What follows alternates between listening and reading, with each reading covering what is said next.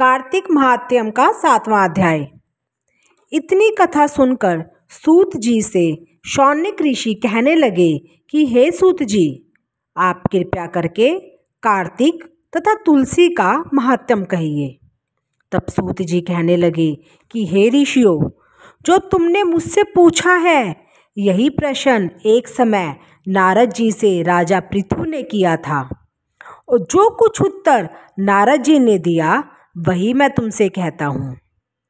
एक समय राजा पृथु नारद जी से पूछने लगे कि नारद जी, भगवान को तुलसी क्यों इतनी प्रिय है, आप उसका महात्म्य कहिए।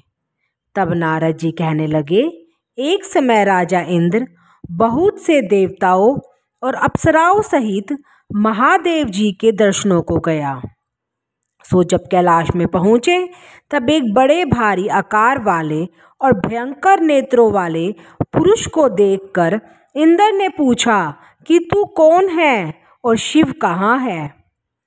जब कई बार पूछने पर भी उसने कोई उत्तर नहीं दिया तो इंद्र ने क्रोध में आकर अपना वज्र उसके कंठ पर मारा, जिससे उसका कंठ नीला हो गया।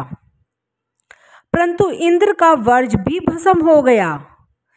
फिर उसकी आंख से ऐसी प्रचंड अग्नि निकली मानो इंद्र सहित सारे संसार को भस्म कर देगी।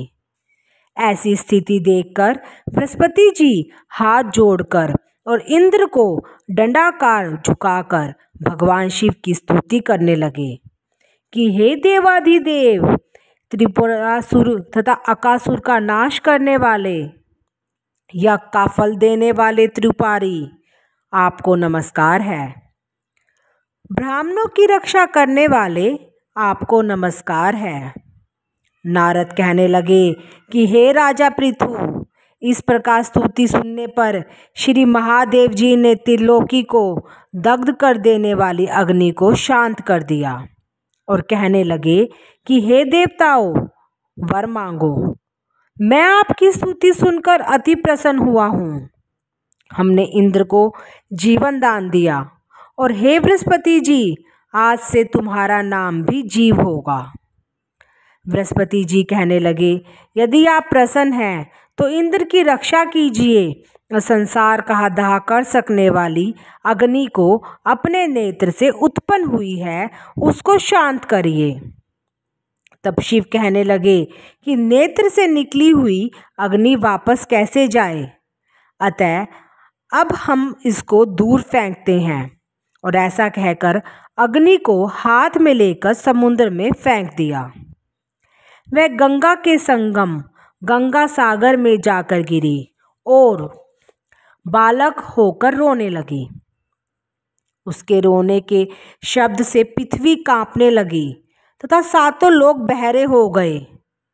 ऐसा आश्चर्य देखकर वहां पर आए हुए ब्रह्मा जी समुद्र की गोद में बालक देखकर आश्चर्य से पूछने लगे कि यह बालक किसका है।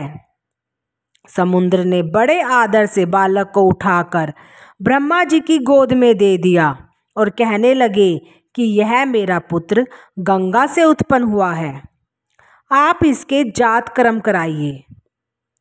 फिर उस बालक ने ब्रह्मा जी की दाढ़ी पकड़कर इस जोर से मरोड़ी कि ब्रह्मा जी के नेत्रों में आंसू आ गए। किसी प्रकार दाढ़ी छूटी तो ब्रह्मा जी ने कहा कि इसने हमारी आंखों से जल निकाला है, अतः इसका नाम जलांधर होगा। परंतु यह शिव के अतिरिक्त और किसी के हाथ से नहीं मरेगा, क्योंकि यह शिव के अंश से ही उत्पन्न हुआ है। यह अभी युवा हो जाएगा। तब ब्रह्मा जी शुक्राचार्य को बुलाकर और उसका राज्याभिषेक कराकर अंतर्ध्यान हो गए। तब समुद्र ने कालनेमी की कन्या वृंदा के साथ उसका विवाह कर दिया, जो कि पतिव्रताओं में सबसे प्रथम और अति सुंदर थी। परंतु सुंदरी वृंदा के साथ विवाह कर जलांधर अति प्रसन्नता से दिन बिताने लगा। जब जलांधर घर में आता तो वृंदा अपने हाथ से पंखा झलती, पाद, अर्घ, आचमन उसको अर्पण करती। वह अपने पति को नारायण समझकर उसकी सेवा किया करती थी। नारद जी कहने लगे कि हे राजा पृथु, अब मैं पतिव्रता स्त्रियों के कुछ लक्षण तुमसे कहता हूँ।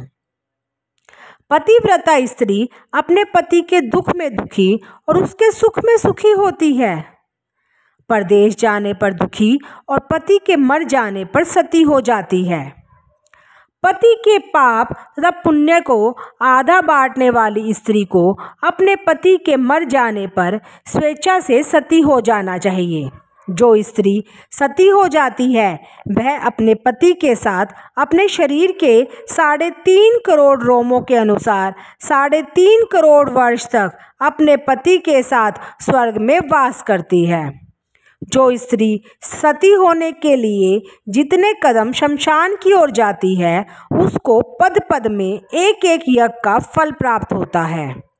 वह अपने माता पिता तथा पति तीनों कुलों को पवित्र कर देती है। जैसे सपेरा सांप को बिल के बाहर निकाल लेता है वैसे ही वह अपने पति को नरक से बाहर निकाल लेती है। अतः पतिव्रता स्त्रियों को अपने मृतक पति के साथ सती होना उनका परम धर्म है। इतना कहकर नारद जी बोले, हे राजा पृथु, देवताओं से डरकर तो सब दैत्य पाताल में भाग गए। वे जलांधर का अभय पाकर फिर पृथ्वी पर आकर घूमने लगे। उसी समय जलांधर ने कटे सिर राहु को देखा तो उसने शुक्राचार्य से इसका कारण पूछा। तब शुक्राचार्य ने समुद्र मंथन तथा देवताओं द्वारा रत्नों के हरण की कथा सुनाई। इस प्रकार पिता का मंथन और दैत्यों का अनादर सुनकर जलांधर ने क्रोध में आकर घसमर नामक वाले दूत को बुलाकर इंद्र के पास भेजा। वह सभा में जाकर अभिमान पूर्वक इंद्र को नमस्कार न करके कहने लगा कि दैत्यपति जलांधर ने जो कुछ कहा है वह सब तुम सुनो। हमारे पिता का मंथन करके जो तुमने रतन लिए हैं उन पर तुम्हारा कोई अधिकार नहीं है, अतः वे रतन हमको वापस कर दो। घसमर के ऐसे वचन सुनकर इंद्र भय और विस्मय से कहने लगा कि समुद्र सदैव हमारे शत्रु दानवों की रक्षा करता है, अतः हमने उसको मत कर रतन लिए हैं, इसलिए उन दैत्यों का कोई अधिकार नहीं है। दूत ने ये सब समाचार जलांधर से जाकर कहा तो वह अत्यंत क्रोधित हुआ और देवताओं को जीतने का उपाय सोचने लगा।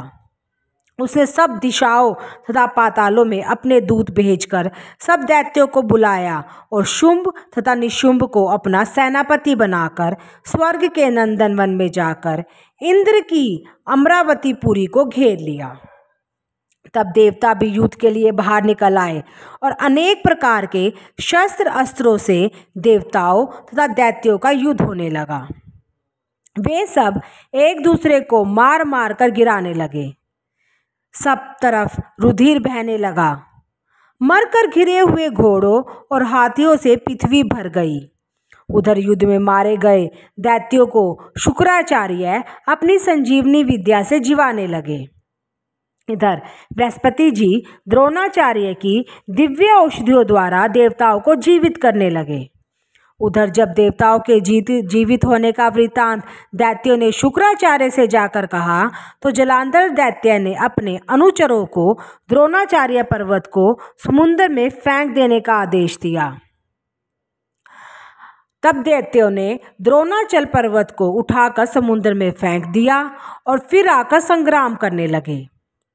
जब देवताओं को जीवित करने के लिए औषधि लेने बृहस्पति जी गए तो दिव्य पर्वत द्रोणाचार्य को न देखकर देवताओं का दैत्यों के द्वारा निरंतर संहार होते देखकर वे घबराकर कहने लगे कि हे देवताओं, शीघ्र ही यहाँ से भागो, यह दैत्य शंकर के अंश से उत्पन्न हुआ है, अतः वह अब तुमसे नहीं मरेगा। गुरु जी की यह बात सुनकर देवता भय के मारे दशों दिशाओं को भागने लगे और जलांधर दैत्य ने जीत के नगार बजाते हुए देवों की अमरावती नगरी में प्रवेश किया। सब देवता भय के मारे सुमेर पर्वत की कंदराओं में जाकर छिप गए। जब देवों के भाग जाने पर जलांधर इंद्र की पूरी अमरावती शुंभ निशुंभ के अधिकार में सौंपकर स्वयं देवताओं का पीछा करने के लिए सुमेर पर्वत की ओर गया। इंद्र आदि सब देवता जलांधर को फिर आता हुआ देखकर भगवान विष्णु की स्तुति करने लगे। बोले, हे मचकच आदि अनेक रूप धारण करने वाले, भक्तों के दुखों का नाश कारण करने वाले, सारी सृष्टि का पालन तथा संहार करने वाले, शंख चक्र गदा और पद्म को धारण करने वाले, आपको नमस्कार है। हे लक्ष्मीपति, दैत्यों का नाश करने वाले, पीतांबरधारी, शरणागतों के रक्षक, आपको नमस्कार है। जलांधर दैत्य से दुखित देवताओं के संताप को हरने वाले, सूर्य और चंद्रमा 2 नेत्रों वाले, आपको नमस्कार है। नारद कहने लगे कि हे राजा पृथु, जो कोई भगवान की इस संकट नाशक स्तुति को पढ़ता है उसके संकट नाश को प्राप्त हो जाते हैं। भगवान विष्णु देवताओं की स्तुति सुन और उनको दुखी जानकर शीघ्रता से उठ गरुड़ पर सवार होकर जाने लगे तो लक्ष्मी जी ने पूछा कि भगवान आप कहाँ जा रहे हैं? तब उन्होंने उत्तर दिया, तुम्हारे भाई जलांधर से पीड़ित देवताओं की सहायता के निमित्त जा रहा हूँ। तब लक्ष्मी जी कहने लगी कि हे भगवान, आपका परम प्रिय हूँ, तब आप मेरे भाई को कैसे मारेंगे? तब भगवान ने कहा कि शंकर से उत्पन्न और ब्रह्मा के वचन से हम जलांधर को कदापि नहीं मारेंगे। ऐसा कहकर शंख चक्र और खड़क लेकर जलांधर के साथ युद्ध करने के लिए चल गए। जिस समय भगवान युद्ध करने के लिए गए तो बहुत से दैत्य गरुड़ के पंखों के वेग से ही मारे गए। पवन से पीड़ित दैत्यों को देखकर जलांधर को अत्यंत क्रोध आया और वह भी विष्णु के सम्मुख युद्ध को आया। उस समय भगवान विष्णु और जलांधर दैत्य का महाघोर युद्ध हुआ। आकाश मेघों की तरह बाणों से ढक गया। तब भगवान ने जलांधर के ध्वजा, छत्र, घोड़े और धनुष सब अपने बाणों से काट डाले। जलांधर ने भी गरुड़ के मस्तक पर गदा मारी, जिससे गरुड़ मूर्छित होकर गिर गया। भगवान ने उसकी गदा को अपनी तलवार से काट दिया। फिर दोनों का मल्ल युद्ध हुआ। जलांधर ने भगवान की छाती में मुक्का मारा। उस समय भगवान और जलांधर के इस घोर युद्ध को देखकर सारा संसार भयभीत होकर कंप आयमान हो गया। जब भगवान विष्णु ने कहा कि हे दैत्यराज, तुम्हारा और हमारा युद्ध ठीक नहीं, क्योंकि तुम लक्ष्मी के भाई हो। तब जलांधर ने कहा, यदि आप प्रसन्न हैं तो मुझको यही वरदान दे कि लक्ष्मी जी तथा अपने गणों सहित आप मेरे घर में वास करो। एवं अस्तु, ऐसा ही होगा, कहकर भगवान लक्ष्मी जी सहित जलांधर नगर में चले गए। जब जलांधर देवताओं के स्थान पर सब दैत्यों को नियुक्त करके जलांधर नगर में निवास करने लगा और देव, गंधर्व, किन्नर, यक्ष आदि के पास जो भी रत्न थे वे सब अपने अधिकार में करके निशुंभ को शासन करने के लिए पाताल में भेज दिया। वहां उसने शेष आदि नागों को वश में कर लिया। इस प्रकार जलांधर देव, यक्ष, किन्नर, गंधर्व और मनुष्य सबको अपनी प्रजा बनाकर पुत्र समान तथा धर्म की नीति से उनका पालन करते हुए त्रिलोकी का राज्य भोगने लगा। नारद जी बोले, हे राजा पृथु, इस एक समय भगवान के दर्शन करने तथा जलांधर की राज्य लक्ष्मी देखने के लिए हम भी वहां गए।